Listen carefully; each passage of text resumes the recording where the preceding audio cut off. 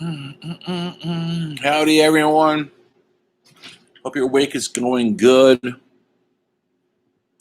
It is Thursday, 27th, end of the month. We're almost into September. Hope everything's going good out there. Your papers are due tonight, midnight, so get them in there. Your first essay. I'm not going to sign an essay tonight, but I will sign one next week. I'm going to sign some videos to look at. Check them out in modules. That's where they'll be. And I'm going to talk about chapter 23 in the textbook. I'm getting a lot of emails that say a lot of you are getting the textbook. So please read chapter 23. It's on 111. And look at it, because the stuff I'm covering this week, I covered some of it on Tuesday. I'm covering the rest of it today as much as I can. And the chapter is called The Scientific Revolution and the New Learning. Lots of things are happening during this time because of technology. I talked about this on Tuesday, the invention of the microscope, the telescope. We could look at things closer and farther away. We could bring them closer than ever before. And so suddenly it wasn't the great mystery. What's in the universe, the stars above us. We could actually see the mystery, and that brought it closer.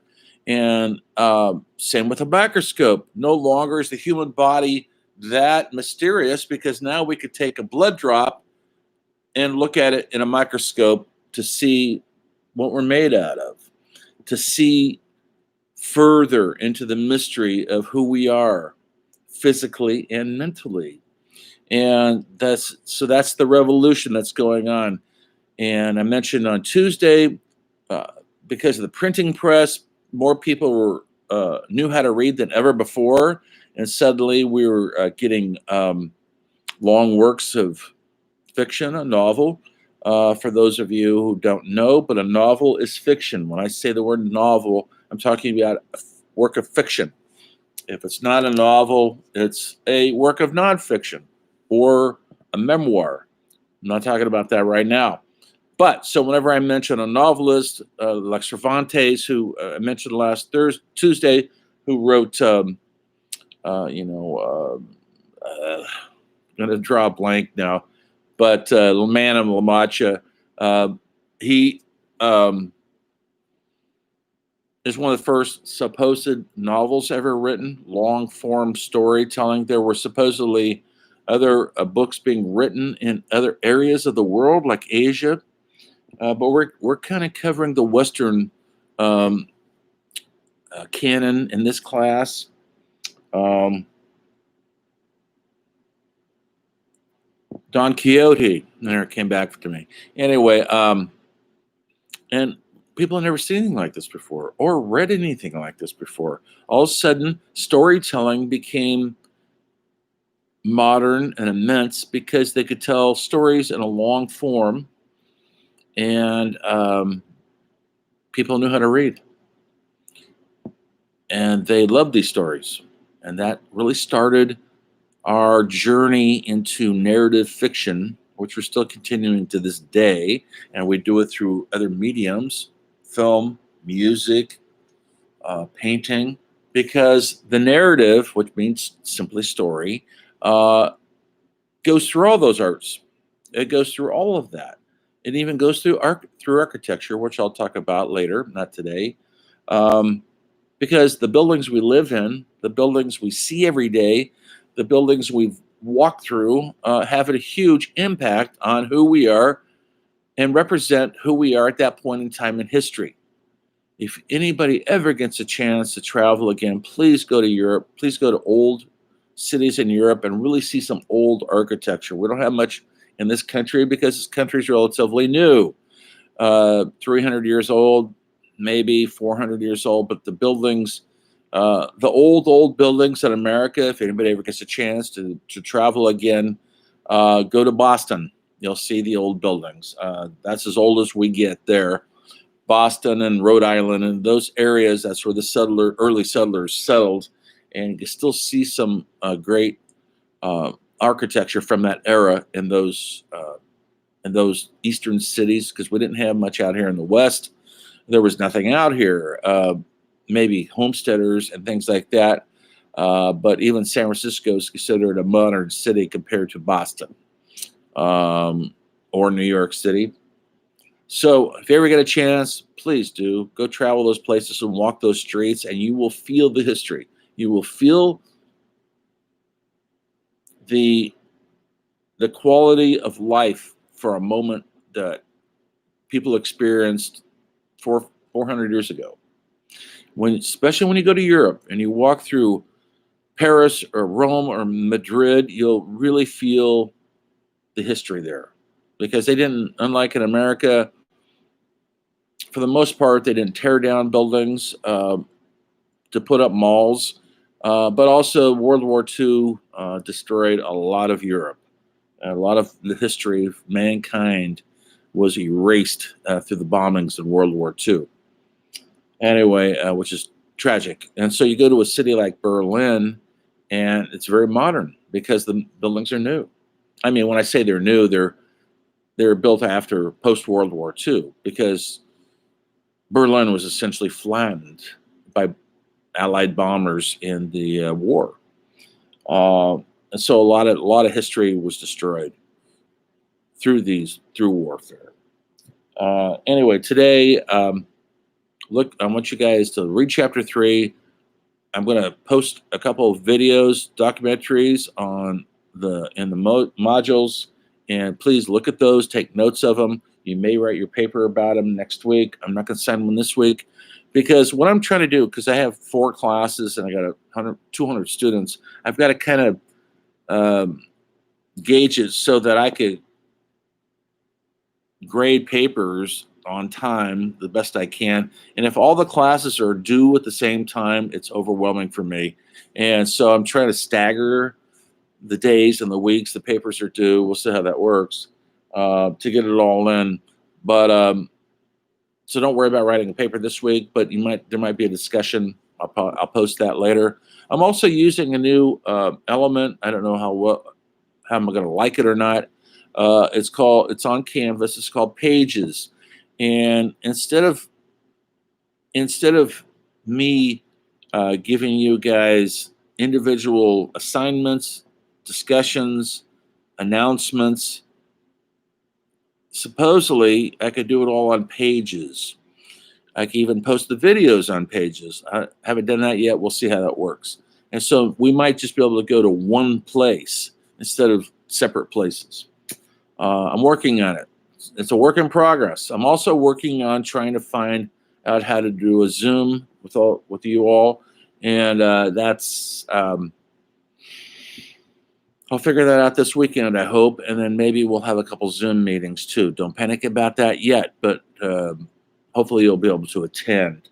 I usually try to post those sort of when we would normally have the class, if we're in the classroom. So you'd have to be there anyway. So why not be at a Zoom meeting?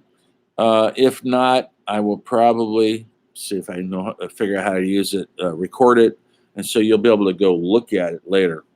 It's going to be a requirement. The Zoom meetings will be required. We'll have to figure out its schedules, and you'll just have to make sure you're there somehow. And if you're not there live, you're going to have to watch the video somehow. Okay, if I record it properly, because that'll be my lecture for that week. I won't be lecturing like I'm doing now. I'll just lecture there. I'm not going to do this very often. We'll see how it works out. Maybe once a month. We'll see. I don't know yet. Anyway, other than that, all your papers are due tonight. I won't start grading till tomorrow probably. So have patience on that. It'll take me 5 or 6 days to grade everything. So don't be too anxious to get your grade yet. This first essay, I'll go a little bit easier on you because you don't really know what to expect, what I expect. I try to make it clear, but we'll get better at this as we go along, and then you'll know exactly what I'm looking for. But I'm looking at analysis of these people. So I'm getting a note here. The man himself. Will you continue posting content here, regardless of how Pages works out, or are you looking for an alternative? No, I'm not looking for an. I don't know who that is. The man himself. But I'm not looking for an alternative. I'm fine with Facebook or whatever this is, YouTube. Pages is just the way that you guys could go look at Pages and see stuff there, make your comments. It's supposedly going to streamline the organization. That's what I've been told. Anyway, we'll see how it works out. In the meantime, today I'm just going to cover two. The man himself gave me a thumbs up. Awesome. What I'm looking for this week, besides you guys reading that chapter, hopefully you get your books by now, is we're going to talk about two painters.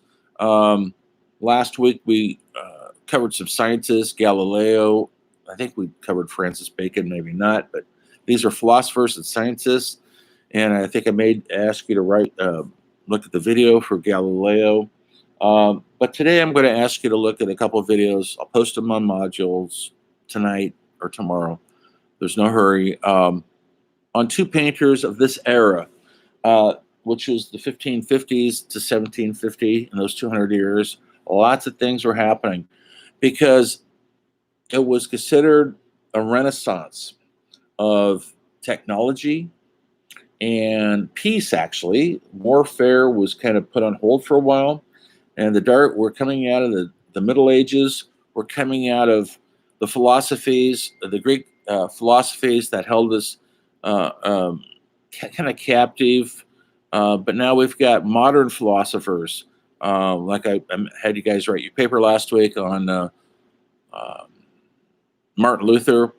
We're starting to break away from the dictatorship of the Roman Catholic Church. People are starting to think more freely and presenting another way of thinking and philosophies and life, that it just wasn't dictated by the Catholic Church, which held sway for hundreds of years. And they did it a lot of times in not a very good way. They had their own army, by the way. They also had the Inquisition. It's before this class starts, so we're not going to cover that. But the Inquisition was a brutal time in Catholic history, where if you were somebody who doubted the church, you were tortured, simply that, to death mostly. And it was definitely, they ran things in the world, the Western world, I should say, not in Asia or Africa or the Middle East. That's a different deal. But we're mostly covering the Western philosophies and science in this class, or we'll never get through all this stuff. But there's mentions of other things in the book from other countries, absolutely. When I say Western, I'm not talking about the United States. I'm talking about Europe. We'll get into the United States eventually, but not quite yet, because we're still so young. In 1550, we were barely here. We were just settlers coming in to the new world. We weren't building buildings yet. We weren't writing books or painting paintings. That comes later. We'll get there, but not yet. Okay, so the two painters I want you guys to look at, one is, maybe you've heard of them. I hope you have. If not, you're going to know something about them because you're going to have to watch the documentary on each of them. One is Rembrandt. Now, these are both what they call Dutch painters. Dutch is the Netherlands. If anybody's ever been to Amsterdam, that's Dutch. That's Dutch painting. That's the Dutch language. And both of these painters flourished in Amsterdam and in Rotterdam, which is nearby. It's a port city. Rembrandt is considered, the father of modern painting, essentially, portraiture. And Vermeer is considered like a brilliant painter who took a different tact. He didn't paint that many paintings in his lifetime. Literally 30 paintings, I think. but they're all considered groundbreaking. And the way he used light. And when I mean he used light, he's painting light. He's not using it, he's painting. But he also used a device where it would be considered like a camera now, but it's called a camera obscura. It's not technically a camera, but he could project an image on a canvas through the camera obscura, and he could trace. So that's why so many of his paintings look like life. You go, wow, he's got a great technique. Yes, he did. But he needed this other element to help him along, this modern technology that helped him paint these very, very kind of sad and lonely paintings of usually women looking out of a window, doing mundane things like cooking or chopping up a chicken. Maybe you've seen some of the famous paintings, maybe not. You watch the documentary, you'll see what I'm talking about. The girl with the golden earring is famous, famous, famous. And it's essentially a woman looking towards him, the painter, with a pearl earring. The woman with the pearl earring. And it was a legendary, nobody's seen anything like that before. Her gaze, the way he captured the moment of her humanity had never been seen before.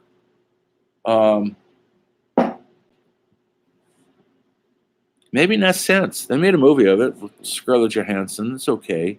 And then there was Rembrandt, who was famous for painting incredible realistic portraitures of royalty, the aristocracy, which means the higher upper educated class of people. And he made a very good living off of it, which was rare in those days for an artist. Most artists were supported by patrons.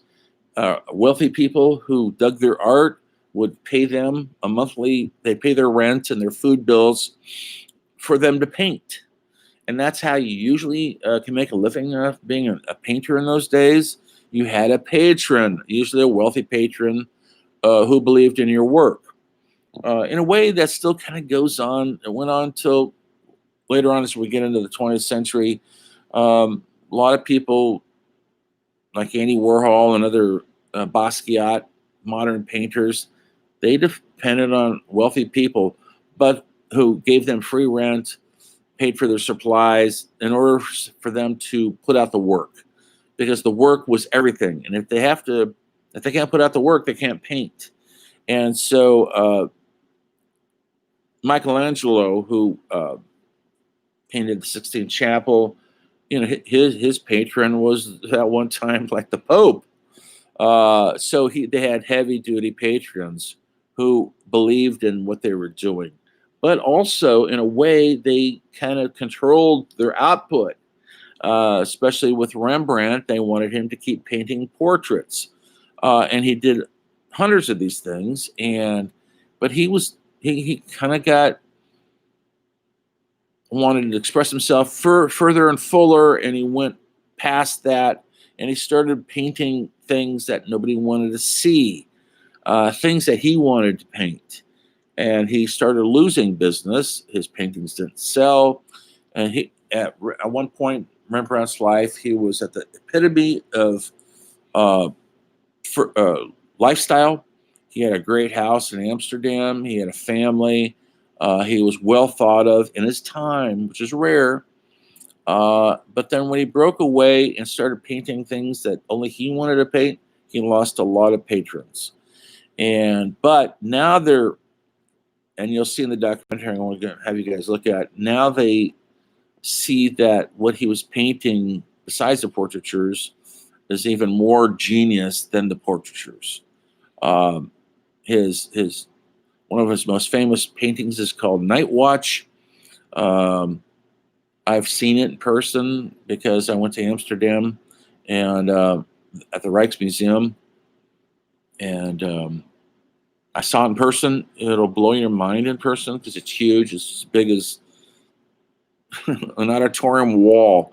And when he painted in this documentary, you'll see you'll see Night Watch. You'll see what I'm talking about. When he painted it, nobody liked it.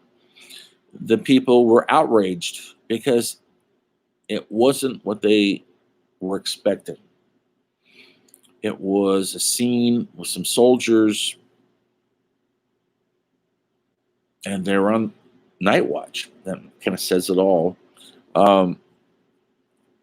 And after that, his stock fell, and he ended up many years later living in poverty and losing everything. But that's in the documentary, guy. I want you to watch. Now, Vermeer was very well thought of. Didn't make near the money that Rembrandt did. He's been really reevaluated all the years later when they see his use of light. And when you look at his paintings, look at the light. It's usually coming in from one window, spills into the room. If anybody out there has painted anything, you know how hard that is. And this is before we had all fancy canvases, and you could go down to the art supply store and buy paints. For the most part, these guys had to make their own paints and their own brushes. Later on, that changed when stores actually started carrying the supplies that they needed. That was later. So we're talking early days of getting a paintbrush made. Now I could just go buy one anywhere at the drugstore, but you couldn't in those days. It was hard. You had to have people making them, and you had to pay for that.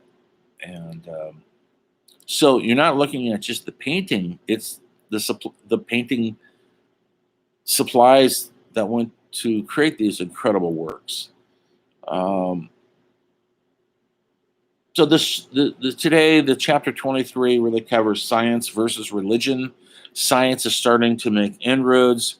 It's starting to question the religious beliefs of King James Bible. And they're starting to say, well, maybe that didn't quite happen. Here's what probably happened, because they have scientific proof. And we're talking about early stages of what might be considered evolution. And so it's an age of enlightenment. These years, things were really popping in the cultures. It was a sublime time to live. It really was.